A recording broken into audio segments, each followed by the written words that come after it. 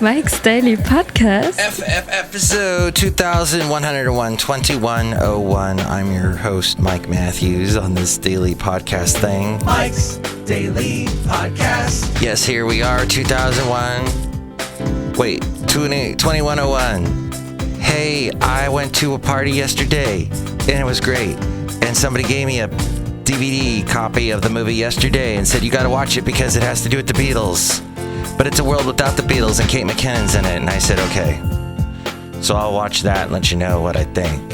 And the show's called Mike's Daily Podcast. And I love the fact that when I come to work in the morning, Mike's it is Daily pretty no Podcast traffic.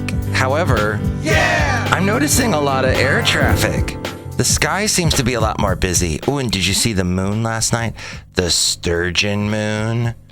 Sturgeons. Like a sturgeon. Hey.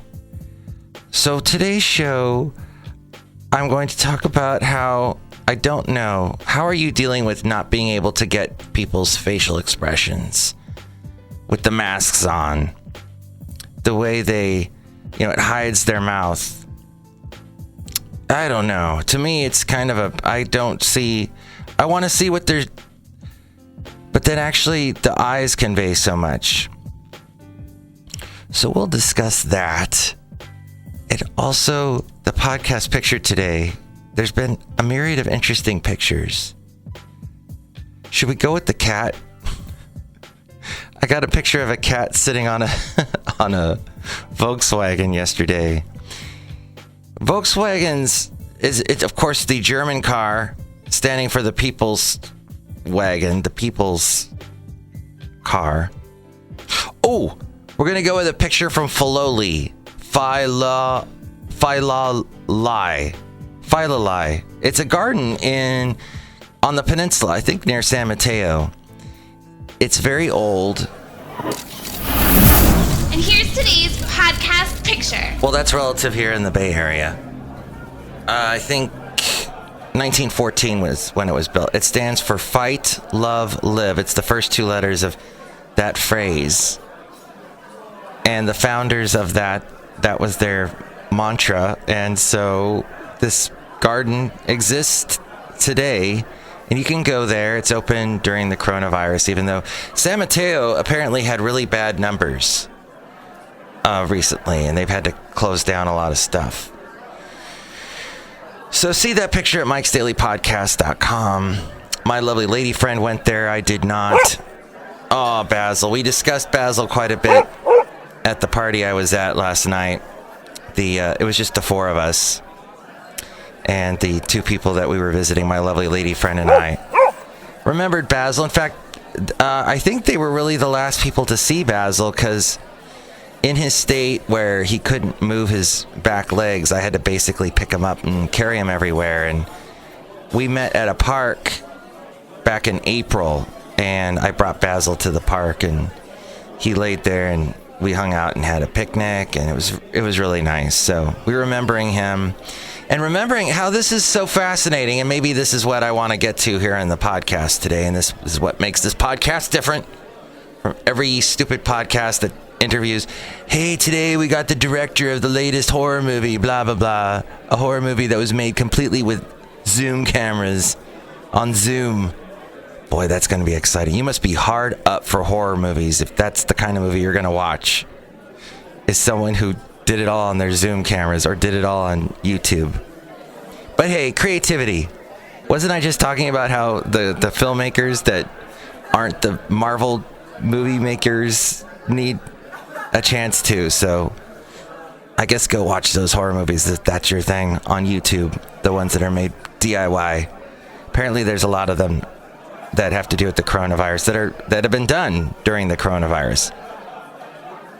So we were discussing about how I met all these wonderful people that I was sitting with through my dog years back. All of them can be traced back to Basil. So thank you, Basil. And I guess that's one good reason to own a dog. And I guess back in the day, when it was just me doing the show and it was just me and Basil, I probably talked a lot about how there was just so many good reasons to have a dog. They get you out walking, fresh air, you meet interesting people. It's just so hard. It's hard at the end, everybody. I guess it's hard for everyone at the end, but wow, it was difficult.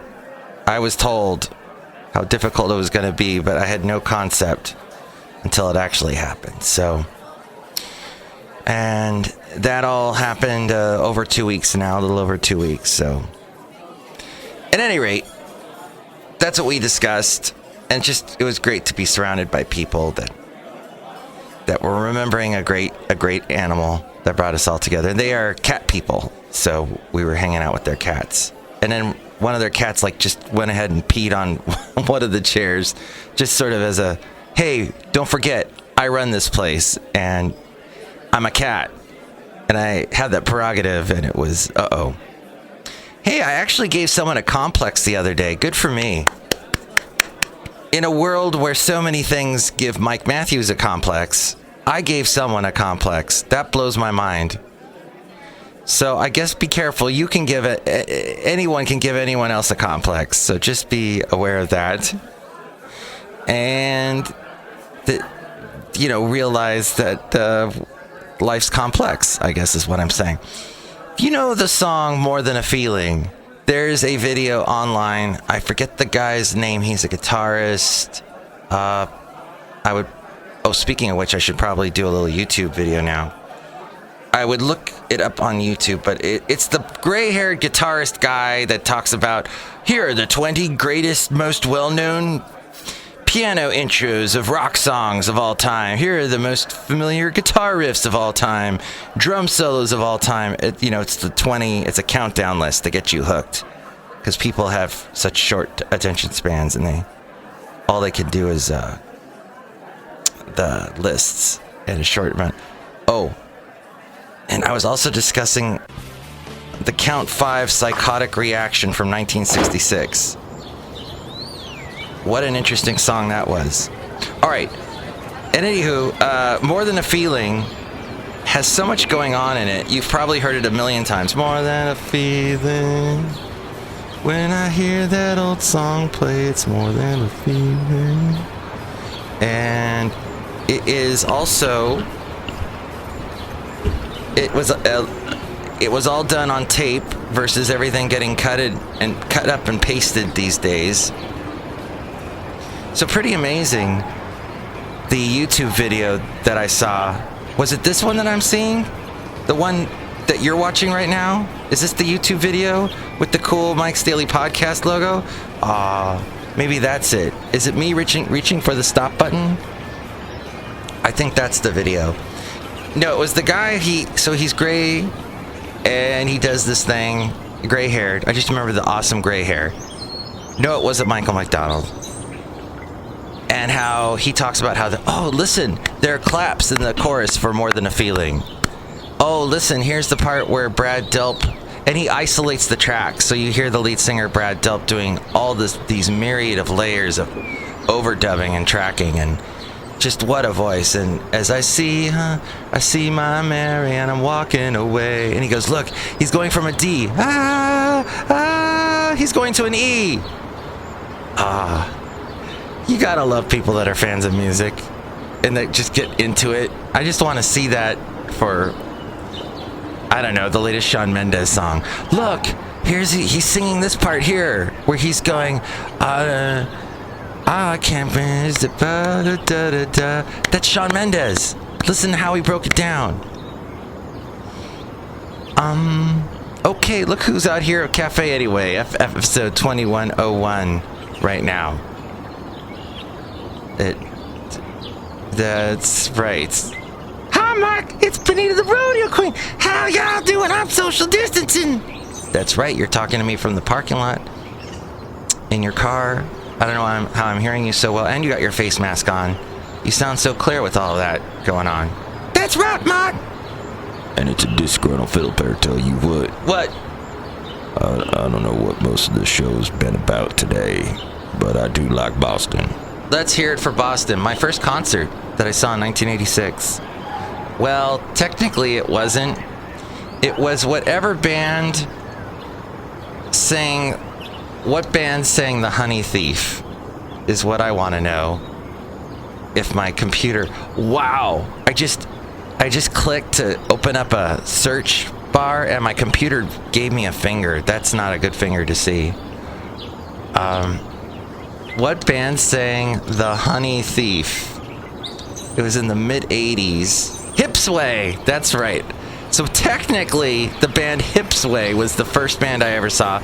They were from Scotland, and in 1986, they had a song called The Honey Thief, and they did a concert and played that song and then other songs that never went anywhere. But The Honey Thief was from Hipsway's self-titled debut album.